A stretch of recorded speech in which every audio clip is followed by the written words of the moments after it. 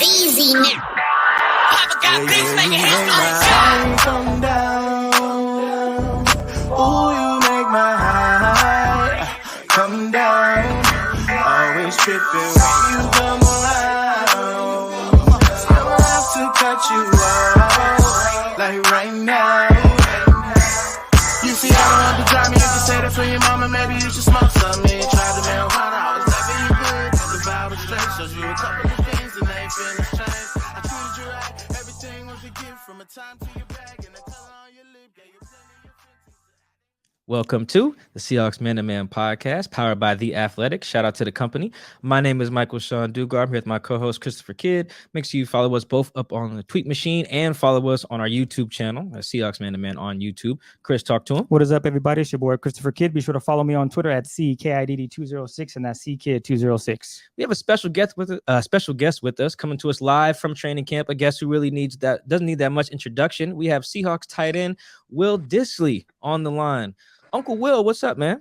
What's up, y'all? Thanks for having me. Good to be on your show, you guys. Oh, thank you for stopping by, man. Does everyone on the team call you Uncle Will, or how's that nickname go? I mean, it started from the top, and now the young guys kind of come in and they call me Young too. So I've kind of adopted it. I mean, I do have 4 nieces and nephews, and I mean, I love it. I love the title. Boys are loud right now. Seahawks live. Nah, You're good. Yeah, it's all good. Is the Uncle Will thing more about an aesthetic, or do you have like an old soul? Like, why are you Uncle? I don't even know how old you are. How old are you, man? Yeah, shoot, that's all the above. I mean, it could be the hairline, it could be the choice of music, but I mean, I just feel like I get along well with everyone. I'm just like Uncle Will, man. I'm easygoing. I'm fucking trying to have a good time.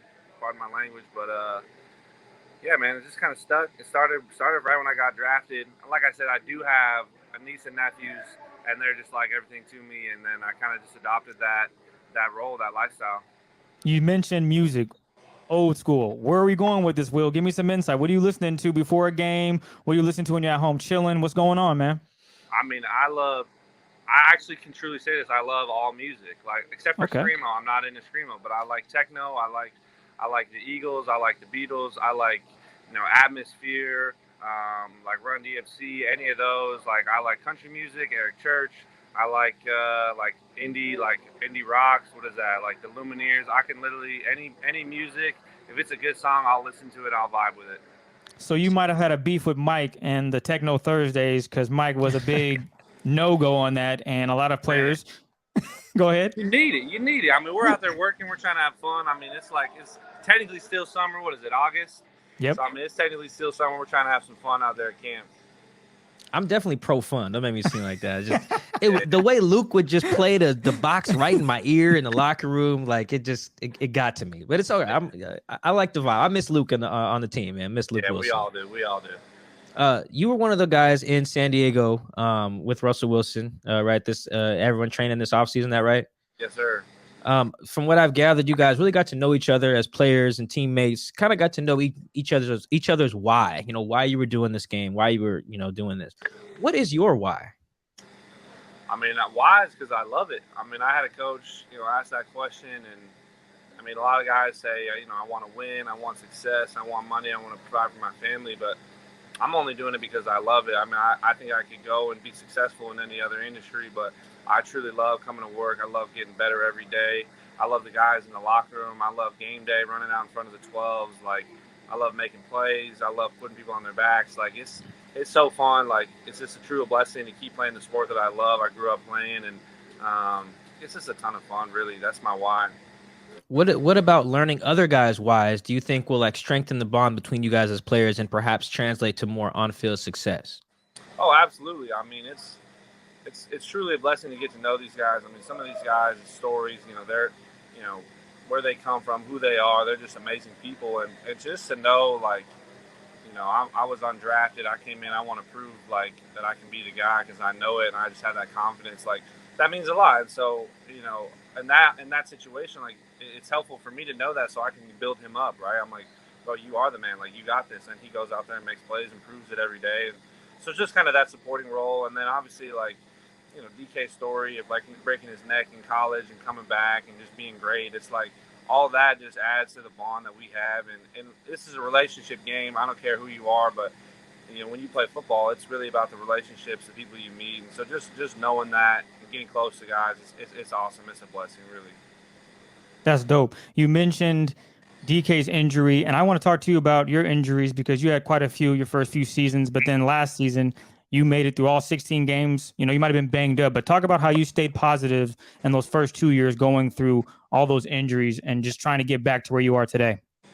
Yeah, I mean, I think if anyone who knows me just kind of knows that I'm a positive guy. I don't really look for negativity. I don't have time for it. I don't want it around in my life. So I'm just easygoing. I'm here to have a great time. So, you know, when I got hurt, obviously that was a huge setback and a real challenge for me. And so it actually took me quite a while to kind of regroup, like rebalance, get to center, and be like, you know what, I was really sad like about you know, being hurt, my season ending, because we were off to a great start, and just you know, kind of having that you know cut out from under me, you know, no pun intended, but like I was in a dark place. You know, I love football, so that thing that I love got taken away from me. I was out of my routine. I was away from my friends. I wasn't able to exercise to relieve the stress. So it was a challenge to get back to center. And so, you know, I started meditating. I started journaling, and I really just was like, you know what, this is who I want to be. This is where I want to go. And I'm just trying to find joy in every day. And you know, really, if you have that mindset, like life's going to work out no matter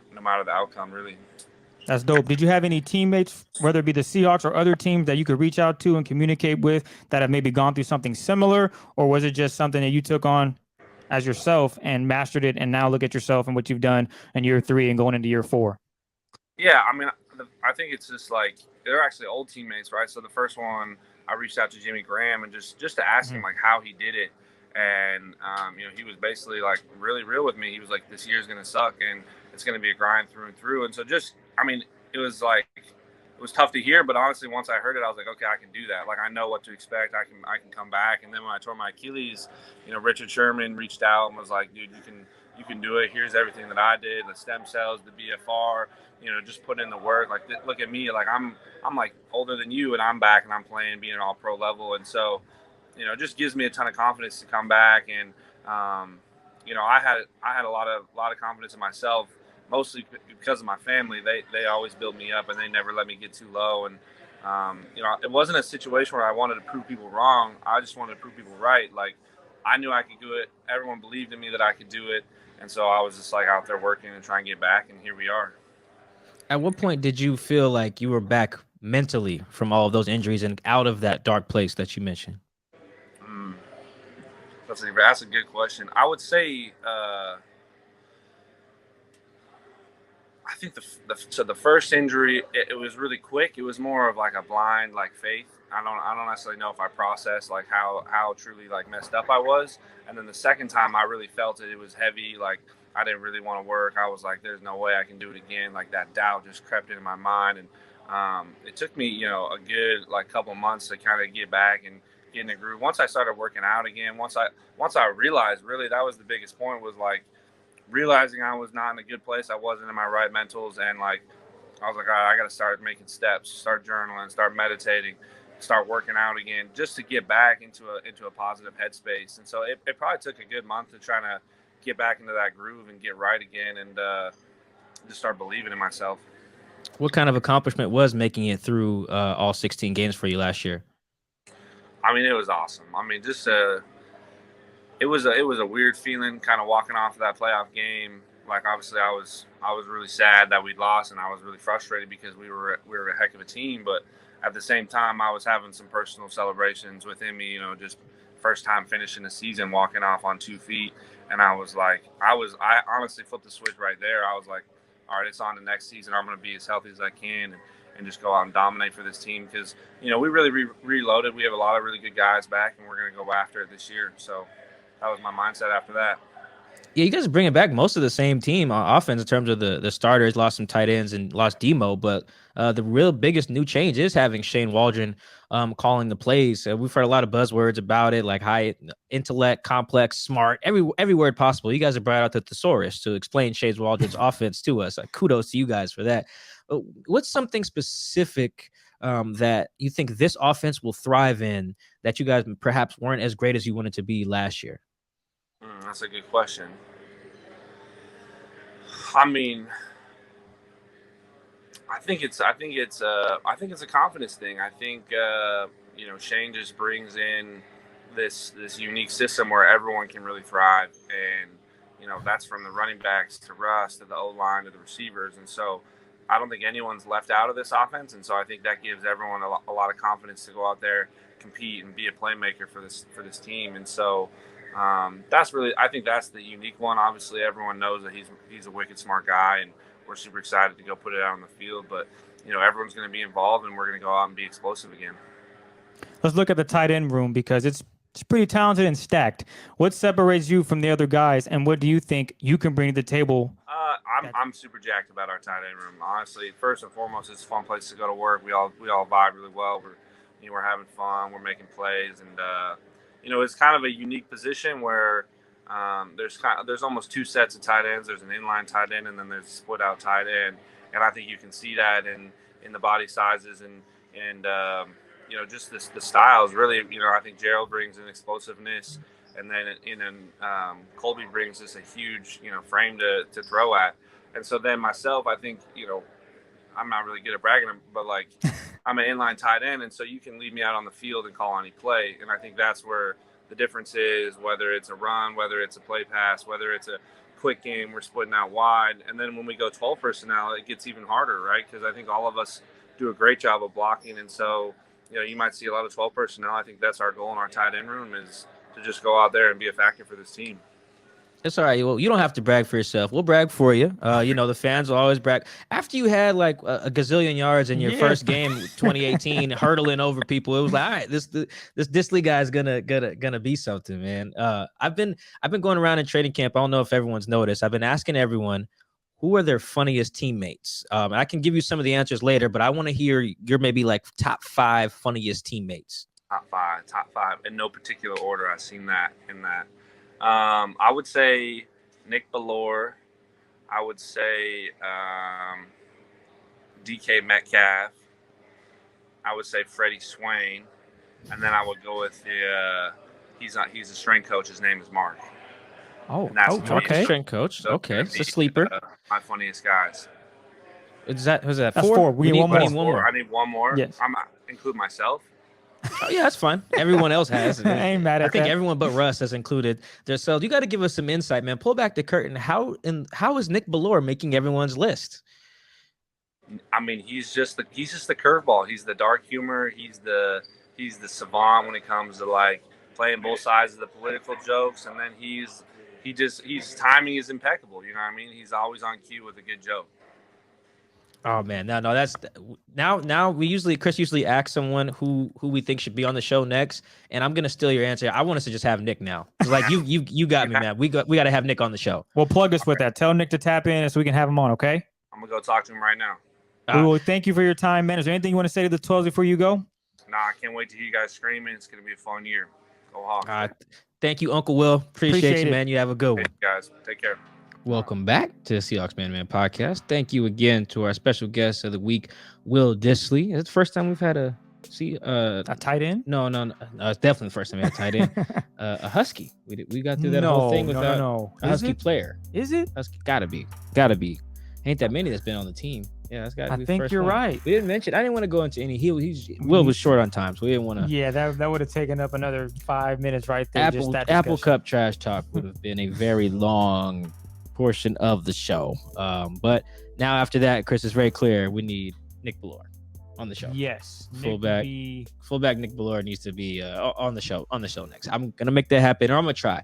I've only interviewed Nick Ballore remember, Chris, I used to do those. I used to go around the locker room, ask one guy every question. Ask one guy the same question, every guy the same question, like, oh yes, what position would you switch to if you could, and blah blah blah. So wasn't that your first year or second year? That was my second year on the Athletic, third year on the beat, and just went around doing that. So I only talked to Will or Nick for stuff like that. I don't really. And he was funny in some of those, but everybody's funny in those, right? So that would make sense because everyone says that they're the funniest guy on the team. So it's really interesting to be getting those answers. I want to kind of do like a big investigative story on the funniest guys, but I wanted it to be kind of like not a secret, but the team who's putting out the lists every time, making these graphics out of them. Maybe that's what I should be doing, beating them to it. Did you ever see the Vikings where they did something similar, but they asked what player, if he had a daughter, could take Yeah, her out. yeah, And it was bad. you had players like, oh yeah, this guy could do it, and then there was, I think it was Stephon Diggs. Like, he's not. No, I don't want Yeah, Stephon the Diggs. question that the Vikings had was, which guy would you not want? No, but I swear they did it the other way too. Like, which guy could. Oh, and they were like, oh yeah, he could. And then Stephon Diggs was like, this Diggs was by far run away the hell no. Diggs was like, what's wrong with me, guys? Yeah, it's like he had no clue. Don't ask that one. I just thought that was funny. No, because it's awkward there because I'm gonna want to know why. Like, what did this man do to women in your presence that makes you just be like, he has to stay away from my daughter or his cousin, whatever, sister? Yeah, I just can't be around. It was very, very. Maybe they did ask sister, not daughter. I don't know. It was whatever it was. It was that same formula, and it was absolutely hilarious. Because Stephon Diggs was like, "What did I do wrong? Like, what's good? Like, I'm a really cool dude," and they're like, "Nah." Yeah, I want to stay out of like bedroom romance type, unless I ask something like, what's your like ideal date or something like give me that. Your best Russ voice, because I remember Ty Lockett and who was it? They redid the. The problem is I'd have to do that on video, and I can't just mimic the Russ voice. I have a ton of ones I have left that I couldn't do last year because no open locker room. But I will try to talk to Nick, see if we can get Nick on the show. He would definitely be our first fullback for sure. Show. Actually, he's playing linebacker these days. I was gonna say Mike Davis, but he's definitely running back. Yeah, running back. They've only had one fullback, so we can't have that many on the team. He's playing linebacker now anyway.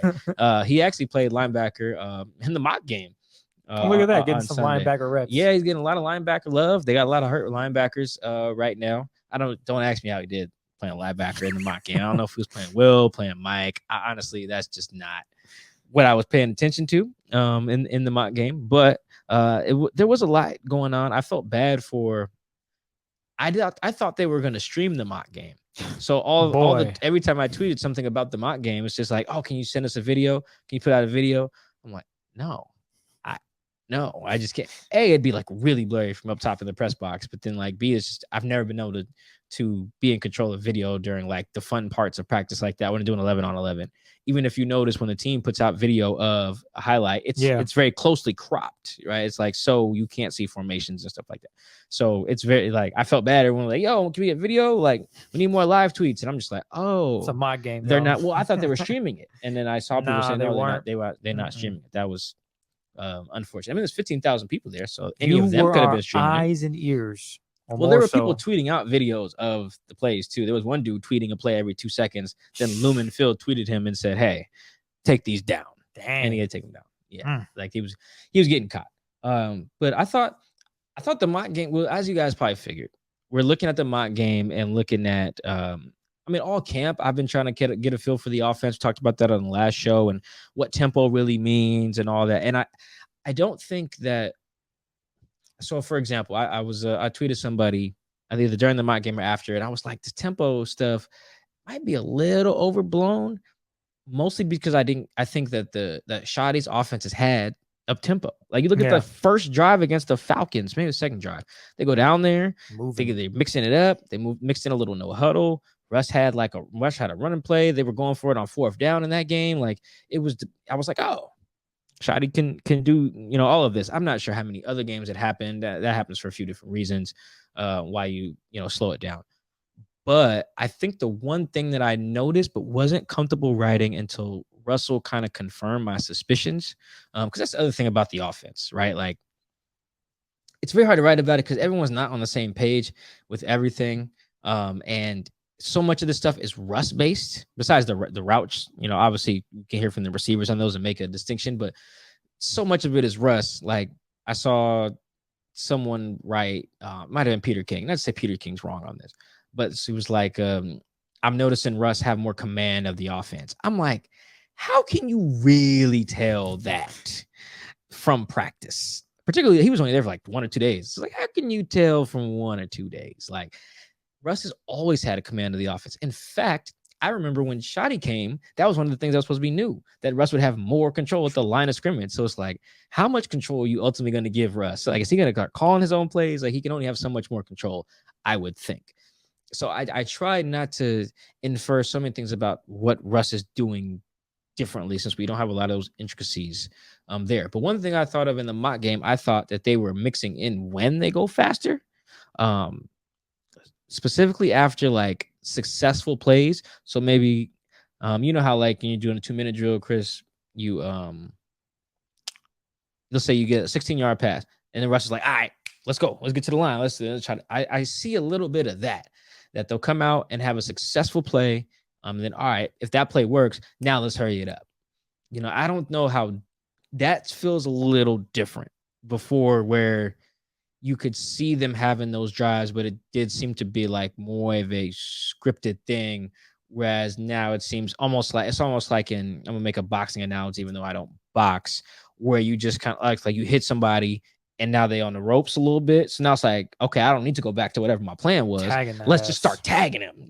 Exactly. So that was interesting. I thought it in the press box, like it was here in my brain, and I was like, I don't know if I can write that definitively. And then Russ basically alluded to it again. Yeah, no, he said it straight flat out. I don't have the exact words. Russ was rambling a little bit, so I don't have the full quote, but we kept asking him 6 versions of the same question. It was really embarrassing press conference on our part after the mock game. But he basically said, yeah, they're going to do more of it, more of an emphasis, not just all game. Not going to turn into Chip Kelly's Eagles. Remember Chip Kelly had the Eagles and they were going 100 miles an hour in practice, and the defense was like, dog, we're gas. Man, they just running. Yeah, they were just gas. They were trying to do that Oregon stuff in the NFL, and it doesn't work. Defenses are better. Your own defense will get tired in practice. It'll just be a disaster. And Chip got fired after like 2 years or something. So they're not going to do that. I do think when to do it will be mixed in a little more. And you could see that it's almost like, I'm going to use a basketball analogy now. I'm going to every different sport. It's like if you are a half-court team and you come out of the gates flying first quarter, right? Let's say you come in basketball. And then at halftime, out of nowhere, you just start with like, you just pushing the tempo, pushing the pace. Or let's say defensively, you play like a 2-3 zone on your college team or whatever, but you come out of the break, manned up, full court press, VCU style or whatever. Doing stuff like Shaka Smart type of, I think it was called the Havoc defense or whatever. Like you do that. It's just the change of pace there. When I hear speed and tempo from now on, I think that's how I will interpret it. Yeah. Okay. So you're flipping the switch as to that side of things rather than they're moving faster, if that makes sense. Like the tempo is kind of like you mentioned with the 2-minute drill. They just got a big play. Okay, we're gonna keep this rhythm going in spurts. Okay, so like maybe drive 1 is fast. Drive 2 could be a little bit more methodical, more huddling. More drive 3 could be the same way. Okay, and then out of nowhere, drive 4. Okay, let's we've been lulling them asleep a little bit. It's almost like a rope-a-dope. Got it. A little bit. Okay. Makes sense. Yeah. Play action could be a deep ball there. Yeah. Touchdown. Okay. That was fast. Yeah. Let's say they hit like a deep ball. It's like, all right, let's go. Let's get there. Now we got them on the heels. Let's not let them sub. Let's do this. Let's let Russ just control it. Let Russ cook. From here. So let's let Russ cook. That's where I think Russ will have a little bit more control. Is there another word we want to use other than control? Authority, autonomy. I think autonomy. Authority. Because control makes it seem like Russ is the show. Like I mean, he's called plays before for entire drives. Yeah, like remember that one his game? His headset went out. Yeah, and then Shotty was like, I can't remember. Shotty was like, the headset went out. I went to go get a cookie and let Russ call the play, scored a touchdown. Yeah, it's like Russ can do it. Yeah, he did it in Pittsburgh, did it in Carolina. I think he did it in Miami. And these were all like touchdown or scoring drives that Russ called by himself because either the mic was out or that was just the game plan at the time. Russ has a future as an OC. Just throwing it out there. Yeah, I think so. But. So that he's always been able to do it, but I think instead of like doing it because the mics go out in Miami, just like, all right, let's roll. Because you got to think when you're going tempo, there's only so many plays. There's only so much time to relay a full play. Yes. And this is why, and this is an example of why I've kind of been careful with my reporting of the offense is like, for example, I had 3 different people tell me we're using shorter play calls in 2021. It's like that they're using shorter play calls. One, I think it was 2 coaches and a receiver. It was like, yeah, the play calls are a lot shorter. It's really nice. Helps for our memorization and know what we want to do and play faster. And I was like, oh, great. That sounds actually really cool. Because, play calls in the NFL are real long. It's not just like in Wazoo, we got plays that could be like Y cross. That's the whole play. And then everybody knows what they're supposed to do. If not, they look to their coach in the sideline. Now, it's not the same thing, but they've shortened the play calls according to like 3 people I talked to.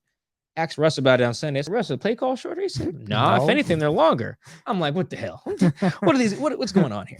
Who knows the answers? So that's why I've been like kind of weary of like what I'm willing to project from what guys tell us or report based on, you know, what they say on the offense. Like it's this, it's that. I need to see things. And then when I see things, ask guys about the thing. And then if they confirm the thing, then it's the thing. Real quickly before we move on to another situation that's pretty big and important for the Seahawks offense, I do want to briefly know, did you have any concerns from the mock game that you were thinking might need a little tweak there, that could use some work? Not a fan of that, or was it all, for the most part, pretty positive out there? I don't think the offense has been, it's not just the mock game in general. Okay. I don't think it doesn't feel as explosive as last year. It's probably a little bit more of the shorter stuff by design. Do you think that takes away from their offense in totality, meaning what we saw last year was explosiveness in the first 8 weeks, and that was probably what everyone wanted? But then Pete said, no, we're not going to do that. And now, is that kind of what we're seeing?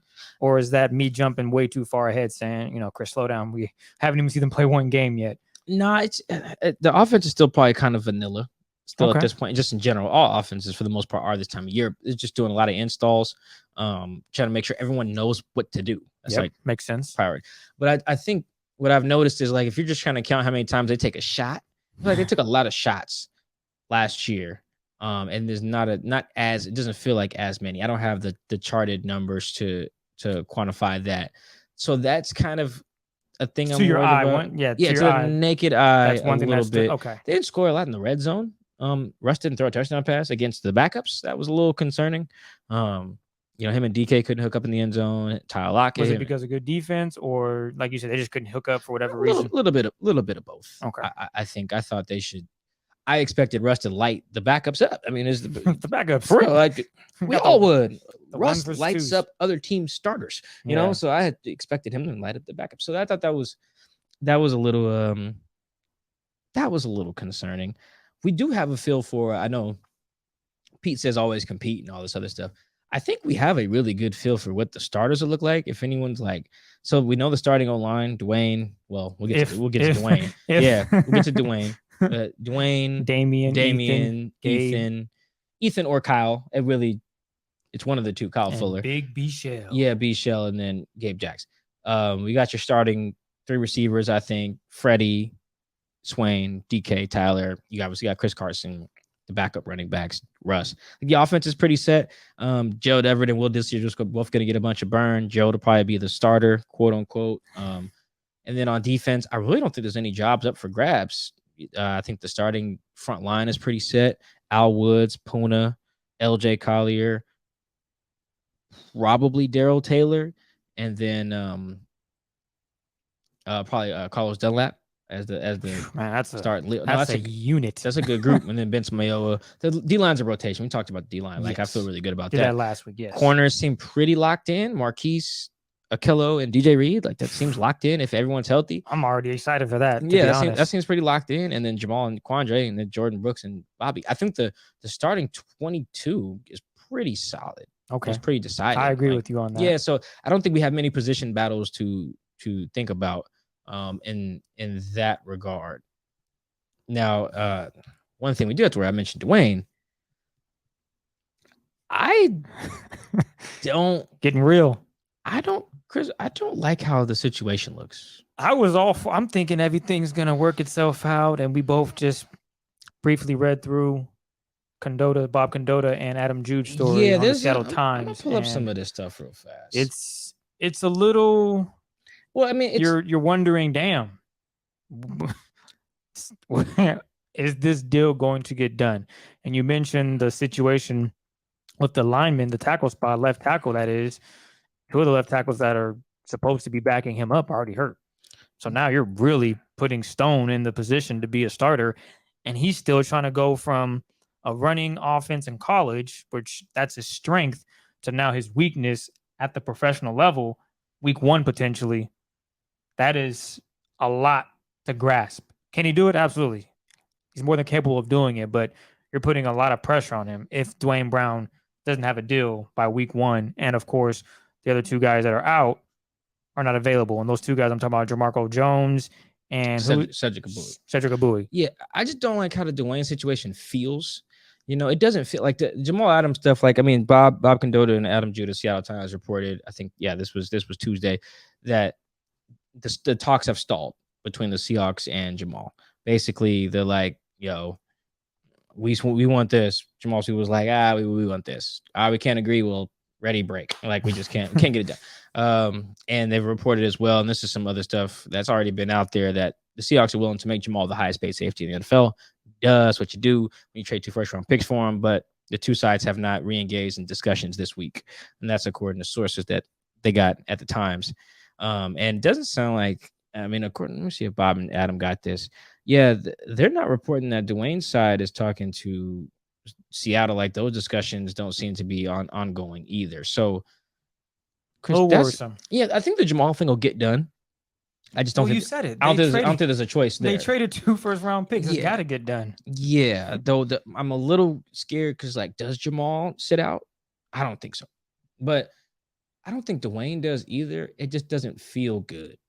If you notice, I think we talked about this last show, Pete won't even talk about the money part. Yeah. And then Who brought it up last week? It was probably me, because I've been asking about it a lot. He's like, yeah. Or it might have been Bob. He said, he laughed, he giggled and said, yeah, things are going great. And it was like, I'm not calling Pete, he's lying, but it didn't seem great in the grand scheme of things. It felt like there was more to it. Something was missing. And of course, he can't tell you guys everything, but no, he's telling us nothing. Okay, excuse me there. Yeah, he's telling us it was, dang, Pete, what's really going on? Well, nothing's going on. There's been no communication from what it appears. Well, what we've read. Pete said that him and Duane are talking. I asked this after the mock game. He said him and Duane are good. Blah, blah, blah. He didn't say what they're talking about. He said our conversations with stuff has been great.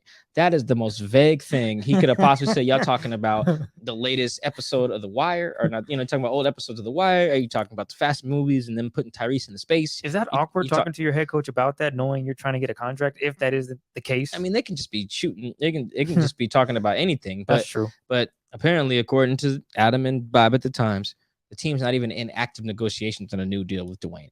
And I don't know. And then you got the Adam Schefter report that Duane, quote unquote, isn't pleased. I'm not liking how this feels. So, for example, Quandre Diggs. If you talk to Quandre Diggs, we've heard from him on the record a ton of times. It feels like just off season. He's made very clear he hasn't worried at all about what Jamal Adams. He's like, Jay is gonna be there. Week 1, not worried. He gonna ball. We're gonna go get this championship. Russ had the chance on Sunday to sound similarly confident. He did not. He was like, shoot, we need him. I hope he there week 1. He didn't say I hope. He was like, we need him there week 1 or game 1. And the tone there was it was more hopeful than it was sure. Like, Quandre sounds sure. That's his man's. So I would expect him to sound a little bit, but Russ sounded like, shoot, I hope he there. I hope so. Like, we need him there. We got to get that figured out, you know? And there's a couple ways that you can, like, that seems like a very obvious answer. Like, hey, I want my left tackle game 1. But there's other ways that guys handle other dudes' contract negotiations. But the most common one I think I found is guys will be like, yeah, that's another man's money. I ain't going to talk about that. I would love to have insert guy holding out. He's my dog. At the same time, I'm focused on the guys that are here right now, and I have confidence in insert all the backups. That's like the usual, especially from the quarterback. That's the usual tagline when receiver, lineman, or running back is holding out. I'm pretty sure a lot of the Dallas guys said that when Zeke was holding out. Like, you hear it quite often. Russ was like, let's figure this out. That did not make me feel great. And then, like, because now it's like, and then what? Can Duane give us a FU season like Aaron Rodgers just gave the Packers? How does that look?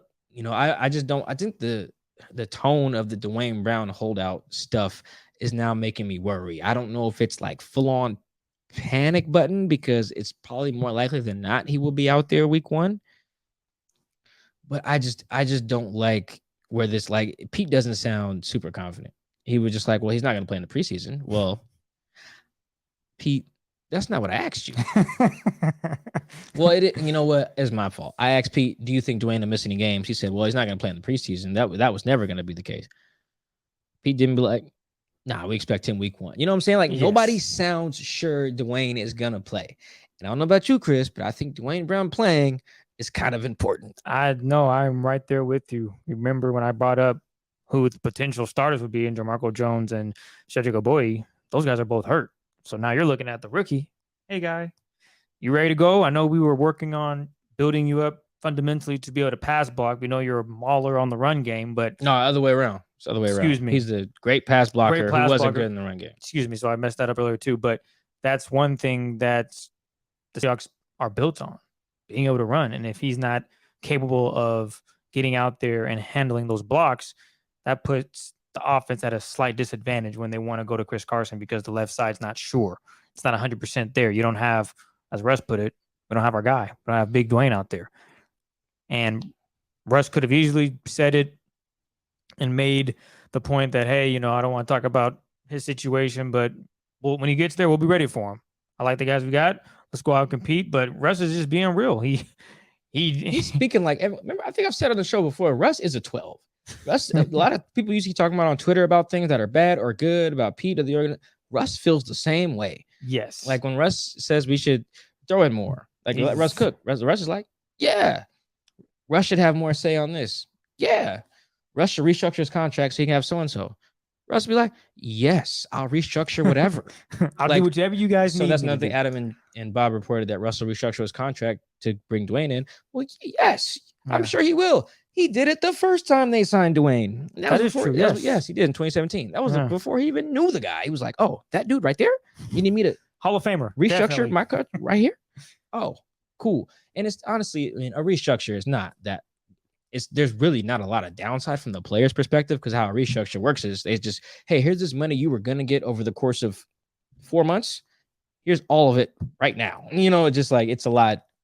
Who's going to say no to that, right? Hey, you were going to give me $10 million over 3 years. Oh, you're going to give it to me right now? Oh, okay, great. It's a no-brainer from Russ's side. That's why it's like when people yell at Russ online about do this to get good players, like who says Russ won't? Who says Russ is going to turn down more guaranteed money right now? Russ got bills. Yes. Flying private jets, stuff like that. Like, yeah, man. So I'm sure Russ will do that. But yeah, I wish I had more like insidery stuff to report. But I mean, even just kind of just having convos with folks, it just doesn't sound great. I don't know whether Duane will be there week 1. And the fact that I don't know that is the problem. Scary. Ultimately, like that's it right there. We don't know. I don't know. You don't know. Russ appears to not be 100% sure. I just don't. That's not good.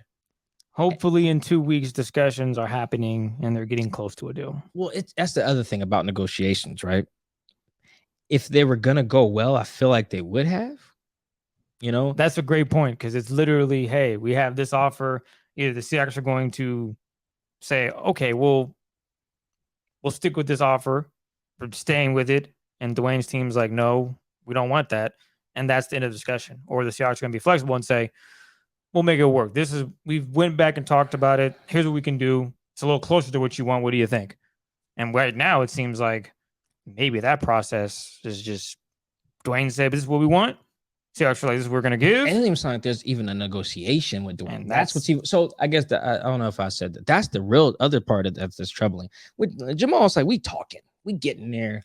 We'll figure it out. Like Adam and Bob reported, it's about the guarantees, which makes sense because I think Jamal's current contract is fully guaranteed, and Seattle usually only guarantees the first 2 years of a deal. So if Jamal wants the first 2 years of his new deal, that could be a problem. That just goes against the structure of how they do things. But so does trading 2 first-round picks for a safety. Goes against the structure of how you do things. You got to bend. If they didn't plan for this accordingly, then that's stupid on their part. But I ultimately think that once you're in discussions, even if you're at a standstill currently, deadlines create urgency that's needed to get stuff done. So by the time week 1 comes, I don't think Jamal will miss out on the bread. Okay. He misses a lot on game checks. I think like his game checks are average out to take whatever his base salary is divided by 17.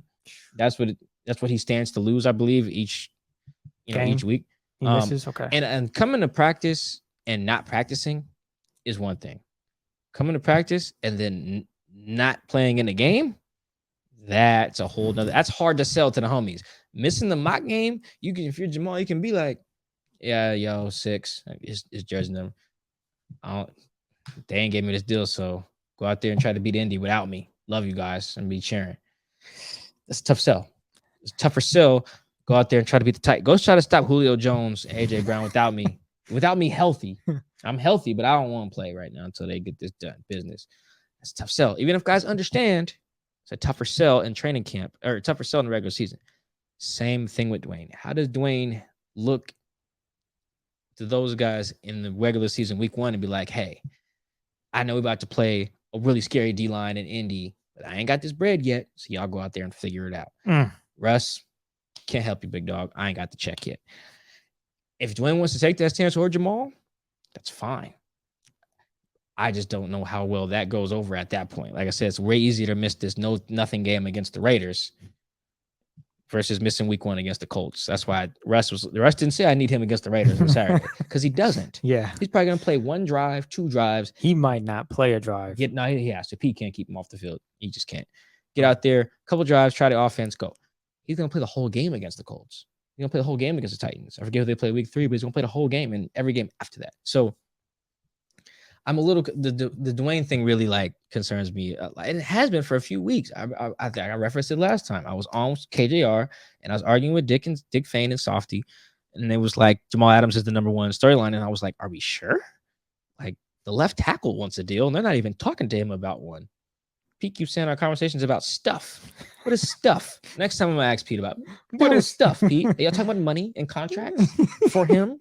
I don't want to get keep into that. dodging that question. That's a problem for me. So Duane has, I think, has elevated Jamal in my mind in biggest training camp storyline. Because is he willing to lose those game checks? Because I think you take his base salary, it's like 11.5, divide that by 17. That's what he stands to lose every week. Man, problem. That's right. a lot. So is he willing to do that and not be there on Sundays with his guys, which is what this is all about? So because we have these unanswered questions, man, we're gonna talk about it every week because I'm gonna try to get some more reporting and stuff done on this, but it's scary, man. I am very concerned about whether the Seahawks will have their starting left tackle to open the regular season. And if they do not have their starting left tackle to open the regular season, it's gonna be trouble. Trouble. Well, can we get to some positive stuff with the preseason game coming up this Saturday? I can try. Here, I got some notes on some positive stuff. Some guys that we want to see do well in the preseason. Well, some guys that I want to see do well that have already done well. You know, I get asked a lot about fringe roster guys, and I'm not gonna lie, guys. I usually don't have like a ton of answers for you, just because a lot of times y'all be asking about dudes that ain't doing much. Like I feel bad. Like there was one subscriber. I think her name was Carolyn. I want to say frequently asked me about Colby Parkinson, and for a while it was just like, I got nothing for you. But now I do. Colby's been playing really well, although he's not on the list of guys that I'm interested to see. Sorry about that. He's fine. Yeah, but he does look good. Number 1, I probably want to say is Penny Hart, because remember how I said the depth chart is kind of like already set. I think all of the receiver spots are set too. Yeah, I think they're going to carry 5. I don't know if we've discussed how many we think they're going to carry on the show. But last year they carried 6, so that did they carry 6 all year? Yeah, I believe. No, it was 5. I think it was 6. I'm pretty sure it was DK, Tyler, Freddie, Penny, and Demo. They didn't carry anyone extra on the active. I don't think. No, it wasn't John. Yeah, you're right. Yeah, so I think Penny Hart has already got the number 5 spot locked up as long as he stays healthy. Now I say that he has an ankle injury currently, so that's a problem. So you'll have DK, Lockett, Penny, Freddie, and D and Eskridge. Yeah, okay. You can't cut Eskridge. 2nd round pick. Yeah, you can't cut him. So you could put him on PUP. That's physically unable to perform to start the year. Yeah, you could do that. But I think his toe is not broken. Like I think he'll be fine in 3 weeks or whatever it is. Damn, he's been out. Actually, first game it's a month from now. So he's not gonna play any preseason then? I don't know. It doesn't matter. He'll make the active roster. That's my point. Got it. Yeah. So, but I do want to see what Penny has to bring because I think Duane will be a little slower to catch up to speed because that's just how it happens when you get hurt. I mean, you saw it with LJ Collier, saw it with Rashad Penny. You just see it with, even Jordan Brooks, who got hurt week 3 of last year. It took a little bit of time for he really, really, really started to pop. They had a couple good plays against the Cardinals in week 7 or whatever it was. But I just think it takes a little bit when you get hurt and you don't have that install stuff. All the stuff they're getting now, it matters. So Penny is somebody that's been flashing that I think like has that number 5 spot locked up right now in my mind. If there's anyone to take it from him, it'll be the guy we saw today at practice, Aaron Fuller. Out of UW. You can't Sorry. say don't say UW. Like Hey, that. I'm just showing love. Don't. I'm Why? a Coug, For but what? Because I'm respectful. You can show love to Aaron. You don't have to show love to the choices that Aaron made. On When his we higher just education. edit that out. No, it's fine. Because I want it to be known that no, we don't. That's wrong, We're not. Chris. You don't have to do that. Yeah, exactly. Aaron Fuller. I think it felt like a long shot to start camp, but he's like scoring a touchdown like once every like 4 practices or something like that. That's a way to make the team. Yes. He's a kick return guy too, so he has a punt return actually. I think has some options there. That's in John Ursua. I don't know, Chris. You know how there's like the Puna Ford Hive, the Puna Hive. Where you going with it? Yeah. If there's one for John Ursua, I feel like I'm in there. Like I'm just waiting. I'm right here. Well, we've always been waiting big on for John to, because I think it's there. I think it's there that if he gets in the game. I mean, hell, he caught a huge. What was it? Damn near game-winning touchdown last year against the Rams. Was it? No, he didn't play last year at all. Or the year prior. Almost caught the ball that would have won them the NFC West in 2019. That's what it was. He was at the one. That's what it was. Yes. No, it wasn't at the one. It was very close. Oh, I think it was at the one. But either way, how they end up not at. You know what it was? I think they got a penalty because Marshawn didn't get in the game fast enough. That might have been what it was. Either way, I'm waiting on John. Big time. This game, every other preseason game, I'm looking at number 15. I selfishly want that to happen because I think he's really good. Very talented. He's a really good player, and it would confirm like my priors. And you always want your priors confirmed. So yeah, I got three receivers right there. That I think those are my 3. I don't think anyone else has a legitimate shot at it, at like taking that spot. I know like who else is in there? Connor Weddington, Cody Thompson. They got a big dude, 6'6" dude. Anthony. He's number 86. I can't remember his name. Oh, Travis. I think he's white. Travis Toivonen. I don't want to see if you messed up his name. I don't want to. Travis T. Okay, I apologize. Yeah. Travis T. Yeah, I don't. I think those guys that I named are the 3 that's most in the running. You got anybody? I definitely want to see Freddie Swain because I mentioned. What was it? A few weeks ago, we talked about guys. What was the discussion we were having on the show? We basically were saying that guys that we think have a breakout season. And I said Freddie Swain. Oh, you picked Freddie for a breakout? Yes. Well, maybe it wasn't breakout. I forget. That's a bold one for breakout. I have a breakout guy. No, it wasn't. It wasn't breakout then. I don't remember what it was. It was maybe 3 pods ago. We talked about something to that magnitude, but I definitely picked Freddie. And you're like, that's a fair pick. And it wasn't breakout. I just don't remember what it was. You want to hear my breakout player? Who? Puna Ford. Well, that makes sense. How do you say his real name? Kalen Nakia Ford Jr., I think is his full name, aka Puna. Breakout, okay. I think Pete Carroll picked Gerald Everett earlier in the year for his breakout guy, and I just think it's Puna, man. I mean, everyone knows that Puna's good if you're in Seattle. I just don't know where elsewhere. If I had to, though, I would say Darryl Taylor. Here's another one. That would be my breakout. If not Freddie, but definitely Darryl Taylor. He has Darryl Taylor for sure. He's looking good from what I've seen in practices, and he's gonna get a lot of reps against Oakland, I think. Yeah, no, I think Vegas, man. Get you on these teams. Chris is having a hard time with the teams moving. I'm sorry. San Diego, Oakland. I don't know if you call it the St. Louis Rams. No, I haven't pulled that one. It's always Los Angeles, but the teams are moving these days. Stop moving. You got to keep up. Yeah, well, yeah, no, stop asking billionaire dudes to be so damn cheap with the stadiums that they want to build. So Darryl's a guy that I do want to see in the preseason, see what he can do, how he gets after the quarterback, and also could be a breakout player. And then Freddie Swain, I want to see how he fares in the preseason game, as well as Cody Thompson and Aaron Fuller, because what we saw on Tuesday from Cody was pretty impressive. I think Cody's white too. Is Cody white? Yeah, Deceptive Speed, as you just put it. Yeah, he scored, if I'm not mistaken, today on Tuesday in the scrimmage. I don't know why I'm checking my notes. I got to wrote down that he's white. Well, I'm sure I might have wrote down Deceptive Speed though. Let me see if that's in here. I don't know if that's in here. Aaron Fuller, he had 2 touchdowns on Tuesday. He was very impressive. Who else is Deceptive Speed on here? Yeah, but Cody Thompson's definitely white. I know that for a fact. Yeah, I just don't know if he's deceptively fast, I would say. Yeah, he's Deceptive Speed. Let me see Cody right here. Yeah. Definitely right. I just googled it. That's definitely Deceptive Speed right there. Yeah, that's a fine pick. That's a fine pick. Yeah, thanks, Mike. Appreciate it, man. Do you want my rookie?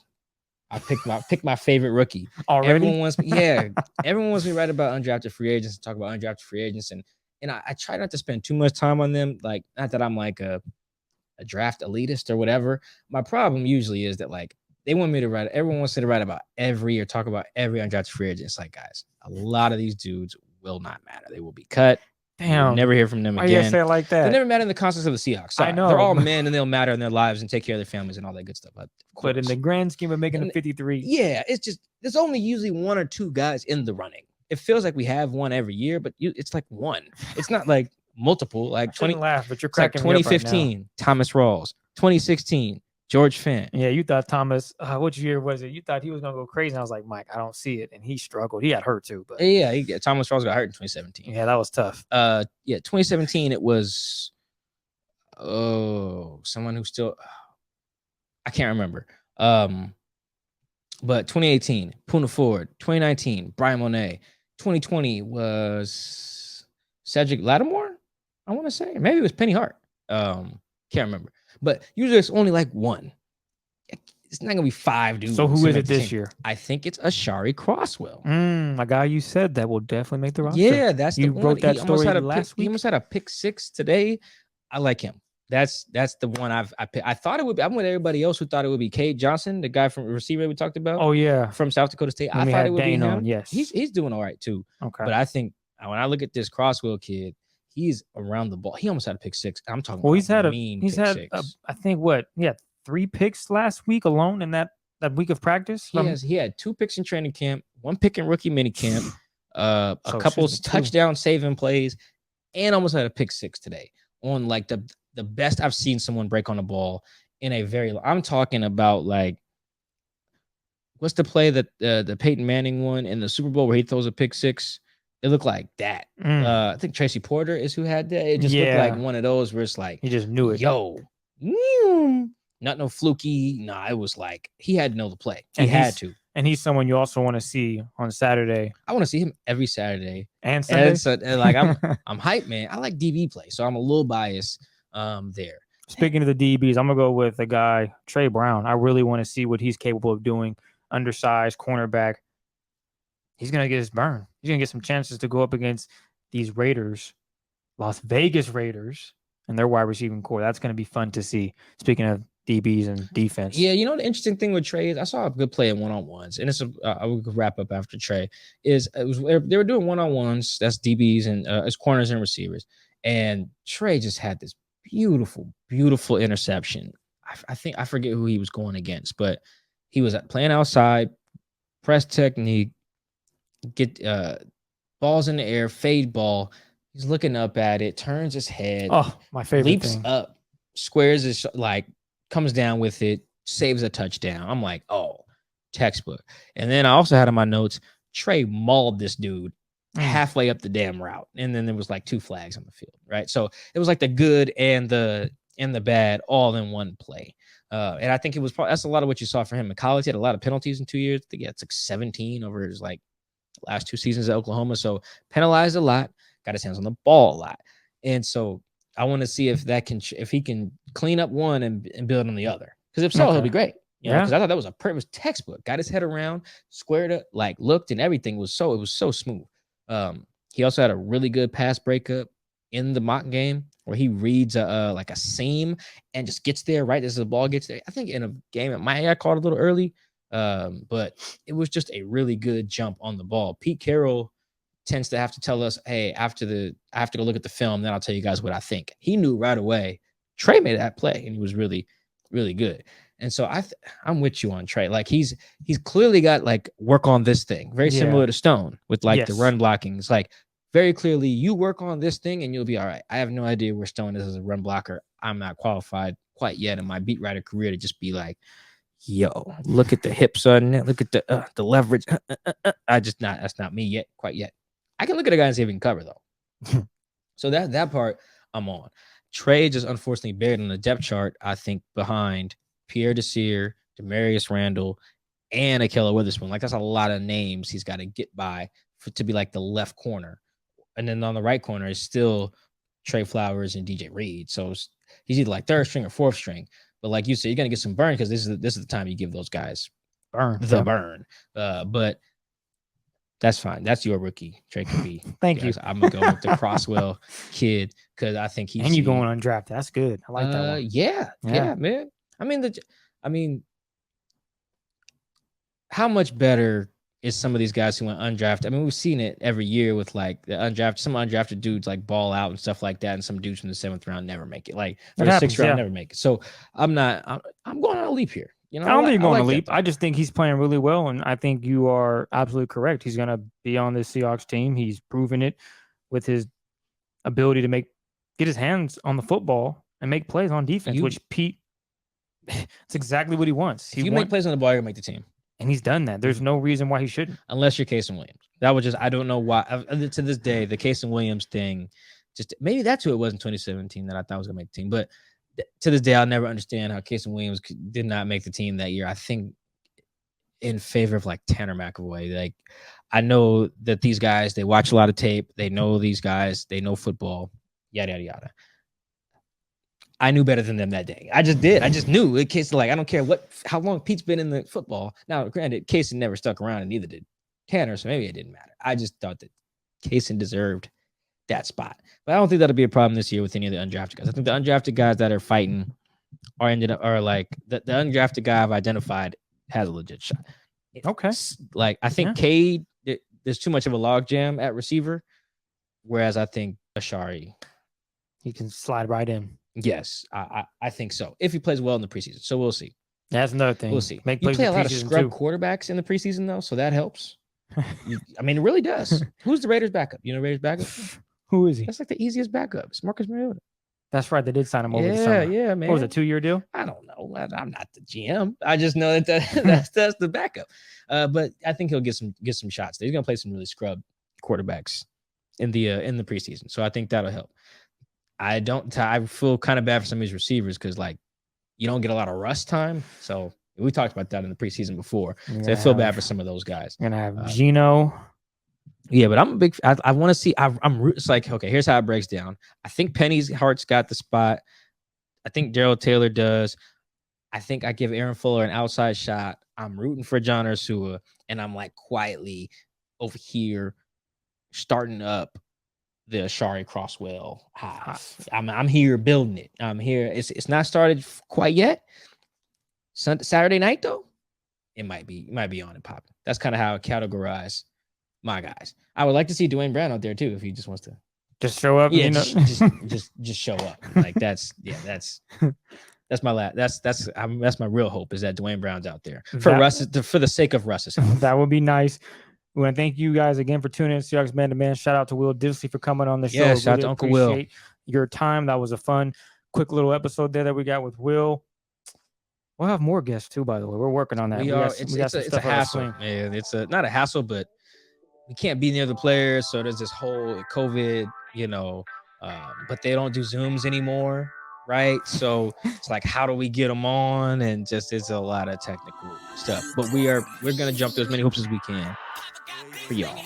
Absolutely. Hopefully next up is Nick Ballore, but if not, we got some more fun stuff for you. We promise. Might be a running back. I won't say who it is, but I'm just throwing it out there. We'll try. Fingers crossed for a running back. But on that note, it's been another episode of Seahawks Man to Man. We will catch you guys later after the preseason game, actually. We'll give you guys an opportunity to ask some Twitter questions, and we will drop that right after the game. So anything else you want to add, Mike? No, I hope that I maybe get to go to Vegas. Oh, that'd be nice. That might be nice. Yeah. All right, man.